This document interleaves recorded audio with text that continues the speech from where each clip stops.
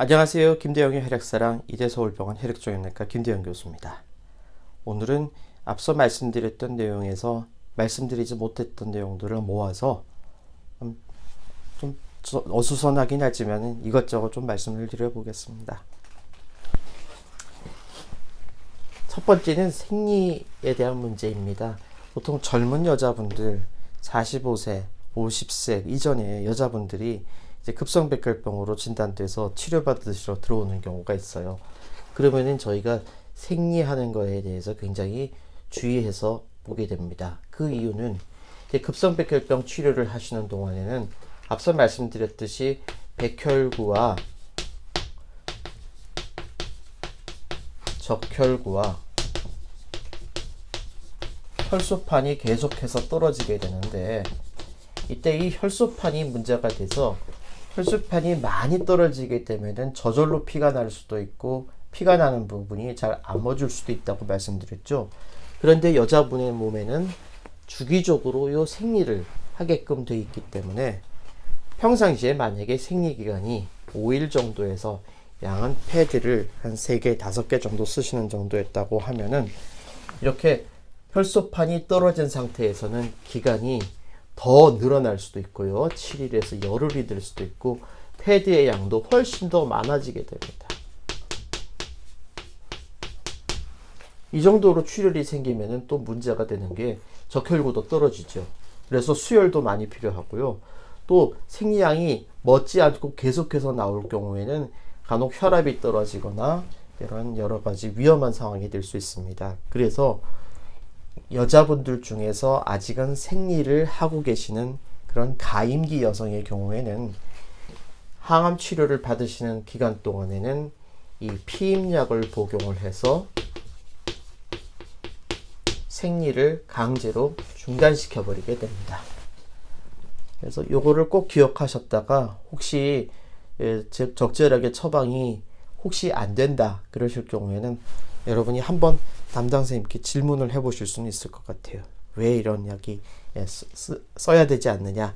물론 환자분의 상황에 따라서 안 써야 될 수도 있고 또 쓸 필요가 없는 경우도 있겠죠. 하지만 여러분들이 알고 계시는 것과 이걸 모르고 계시는 것은 좀 다를 거라고 생각을 합니다. 다음은 이제 수혈에 대한 내용입니다. 우리가 이런 적혈구 혈소판이 계속해서 떨어지니까 적혈구도 계속해서 수혈을 받고 혈소판들 수혈을 받아요. 이 수혈을 받을 때 물론 환자분의 상태에 가장 적절한 혈액이 주어지게 됩니다. 예전에는 이제 혈액을 이 가족들이나 친지에서부터 얻는 경우도 있었고 친구분들을 통해서 얻는 경우도 있어요. 그런데 원칙적으로는 가족 수혈은 안 하게 되어 있습니다. 그래서 할 수 있다면은 이제 친구를 통해서는 할 수 있는데 최근에는 이 친구를 통해서 하는 경우가 굉장히 힘들기 때문에 이제 국가에서 모든 헌혈을 전부 다 관리를 해서 이 혈액을 환자분에게 직접 혈액원을 통해 공급하는 방식으로 하고 있습니다. 그러다 보니 요즘처럼 코로나 바이러스 때문에 젊은 분들이 헌혈을 잘 안 하실 때는 이 혈액이 많이 모자랄 경우가 있습니다. 특히 적혈구는 그래도 조금 나은데 이 혈소판이 모자란 경우가 많아요. 혈소판은 이게 떨어지면은 결국 출혈의 위험이 생기기 때문에 굉장히 중요한데 이 혈소판이 모자르게 되면은 굉장히 애가 타고 발을 동동 구르는 경우가 있죠. 그래서 지정헌혈이라는 제도가 있습니다. 지정헌혈은 여러분들이 알고 계시는 친구분들이나 아니면 뭐 직장 동료나 이런 분들에게 혈액형이 맞는 분들에게 헌혈을 부탁을 하시면서 병원에서 지정 헌혈 용지를 가져가서 헌혈하는 혈액원에다가 제출을 하시면 돼요. 그러면은 여러분의 헌혈하신 헌혈 피가 지정한 환자에게 바로 갈 수가 있습니다. 이런 제도를 사용을 하면은 이 환자분들이 조금이라도 원활하게 혈액을 공급받을 수가 있어요. 수혈하는 기간 동안에 굉장히 많은 부작용이 일어납니다. 대표적인 수혈 부작용이 이 피부에 발진이 생기는 경우가 많고요. 가려움증이 생기고요. 또 이 피부에 이런 알레르기 반응과 같은 물집이 바뀌기도 합니다. 더 심한 경우에는 호흡곤란이나 발열이나 혈압이 떨어지는 쇼크가 발생하기도 합니다. 이거는 수혈의 대표적인 부작용 중에 하나인데, 우리가 아무리 혈액을 미리 사전에 좋은 혈액을 공급을 해서 환자의 피와 잘 맞는지를 미리 사전에 검사하더라도 이런 수혈과 관련된 부작용을 막을 수 없는 경우가 많습니다.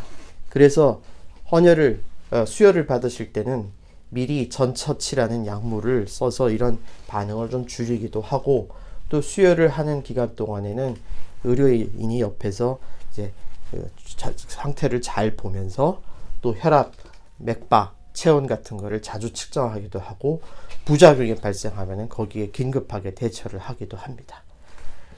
자, 이 피부 발진 참 문제예요. 우리가 백혈병 항암 치료를 하면서 이 피부 발진을 굉장히 많이 경험합니다.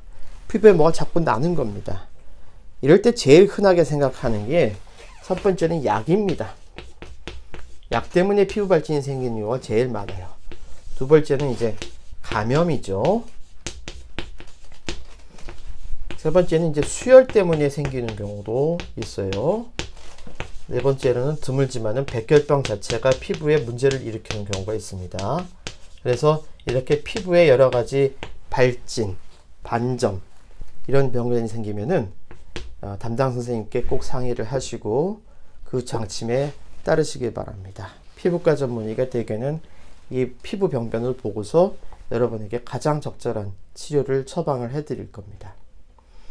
평상시에 피부를 관리하실 때는 너무 자극적인 약재나 자극적인 화장품을 피하셔야 되고요.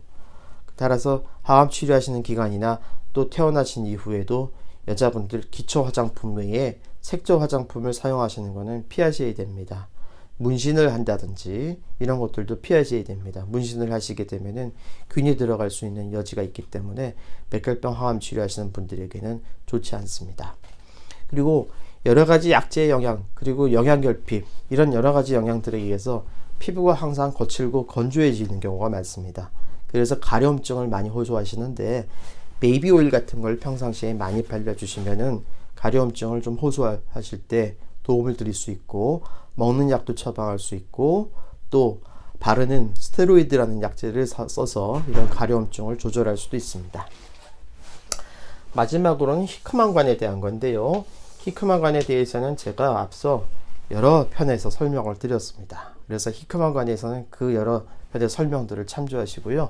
여러분께 오늘 꼭 강조시켜 드리고 싶은 것은, 히크만관을 평소에 입원하실 때는 우리 간호사님들이 잘 관리해 주지만, 태어나신 이후에는 집에서 계실 때는 되도록 잡아당기지 않게 조심하시고, 이 습기가 차지 않게 잘 관리하시고, 샤워를 하실 수는 있되 샤워를 할 때는 반드시 밀봉한 상태에서, 깨끗한 비닐봉지로 밀봉한 상태에서 샤워를 하시고, 병원 방침에 따라서는 아예 물이 들어가지 않게 관리를 하라고 하시는 경우도 있습니다. 히크만관도 치료가 끝날 때까지 계속해서 유지하셔야 되고, 병원 상황에 따라 조금씩 다르지만은 매일매일 히크만관이 들어가는 주변을 소독해 주셔야 되고, 또 히크만관 안에 있는 혈액이 굳지 않는 응고방지제를 집어넣는 것을 정기적으로 해주셔야 될 필요가 있습니다. 이 소독과 응고방지제 주입에 대해서는 앞서 여러 편에서 제가 설명드린 적이 있기 때문에 해당 동영상을 참조하시기 바랍니다. 오늘도 혈액질환으로 투병하시는 우리 혈액 한우들과 그 가족들의 건강과 행복을 기원합니다. 감사합니다.